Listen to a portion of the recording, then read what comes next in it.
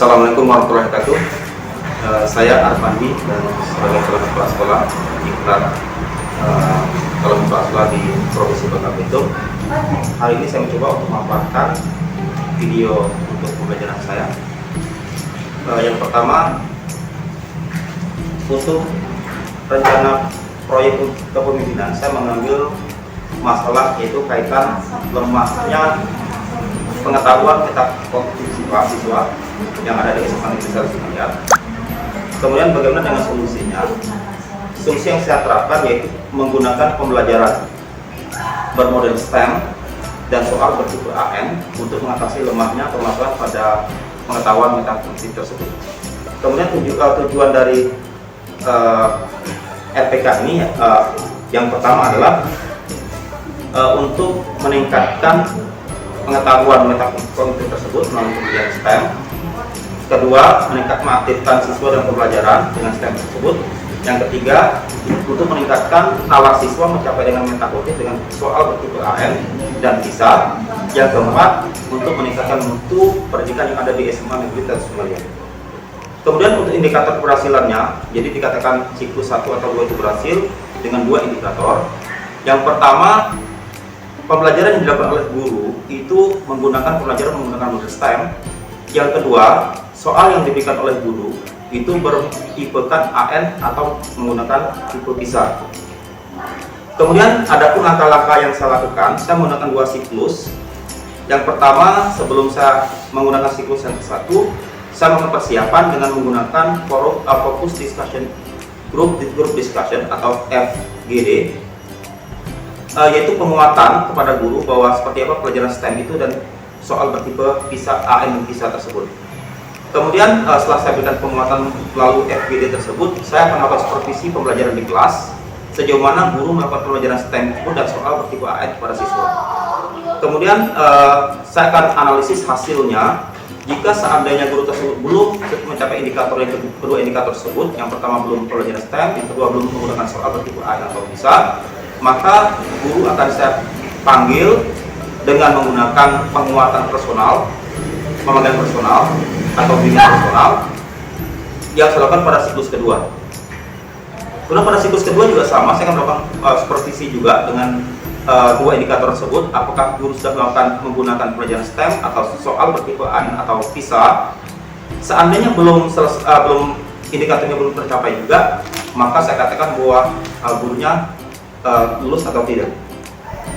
Kemudian simpulan hasil yang saya dapat terhadap ini bahwa dari 6 orang guru yang saya supervisi itu pada siklus ke-1 ada 6 orang itu, 3 orang menyatakan sesuai dengan indikator, 3 orang dinyatakan juga tidak sesuai dengan indikator. Maka 3 orang yang tidak sesuai dengan indikator itu saya panggil dengan menggunakan bimbingan personal pada siklus yang kedua.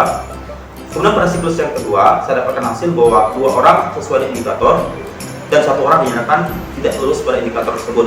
Jadi yang 1 orang yang tidak lulus itu saya serahkan pada sekolah untuk tindak lanjutnya seperti apa dari sekolah.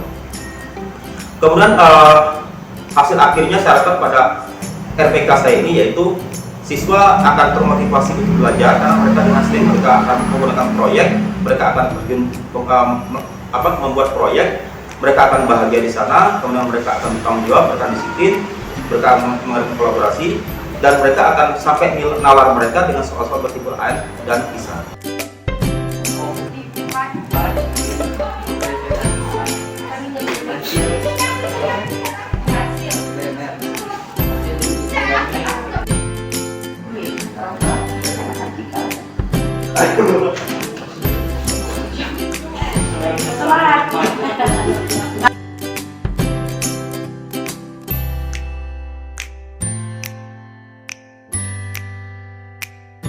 Oke, kira-kira tanggapan baik terhadap STEM itu seperti apa pembelajaran yang berbasis pada proyek yang ada di lapangan? Menurut saya sistem STEM ini bagus karena ini dapat melatih kemampuan siswa dalam, misal seperti kemarin saya disuruh mempresentasikan teks eksposisi dalam bahasa Inggris. Jadi bisa membuat siswa itu tidak terpaku sama teks, jadi kita bisa mengembangkan sendiri ide-ide yang akan kita presentasikan tanpa harus menghafal teks seperti itu. Jadi nalar siswa itu, kemampuan berpikir siswa lebih bisa bagus lagi. Jadi yang pertama saya pengen testimoni dari Pak Dhani kaitan ketika ngajar STEM kemarin, sejauh mana kira-kira menurut Pak Dhani kait STEM, pembelajaran STEM itu yang ada proyek, kemudian ada kolaboratifnya, ada kreativitasnya, dengan peningkatan metakognitif dan nalar siswa menurut Pak Dhani? Menurut saya Pak ya, sepertinya pembelajaran STEM itu pembelajaran yang cukup menarik untuk dilakukan oleh siswa. Karena kenapa? Karena siswa kita berikan kesempatan untuk berkreasi dalam proses pembelajaran. Artinya mereka merancang sendiri apa yang ada di pikiran mereka, apa yang ada dalam benak mereka, sehingga mereka bisa mengeksplorasinya berupa produk hasil dari pembelajaran mereka. Menurut pendapat kami sebagai orang tua, pembelajaran STEM kaitannya dengan kreativitas dan nalar siswa, kami sangat mendukung. Nah, sebagai orang tua, kami juga sangat setuju dengan pembelajaran STEM ini. Nah, seperti yang kami ketahui bahwa pembelajaran STEM ini adalah pendekatan di dalam pendidikan di mana sains, teknologi, teknik, dan matematika terintegrasi.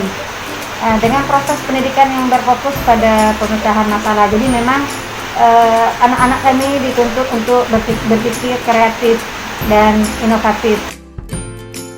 Menurut saya, karena kami sering berjumpa dengan anak-anak, jadi kalau menurut saya sendiri bagus, tetapi menurut anak-anak juga justru mereka merasa senang.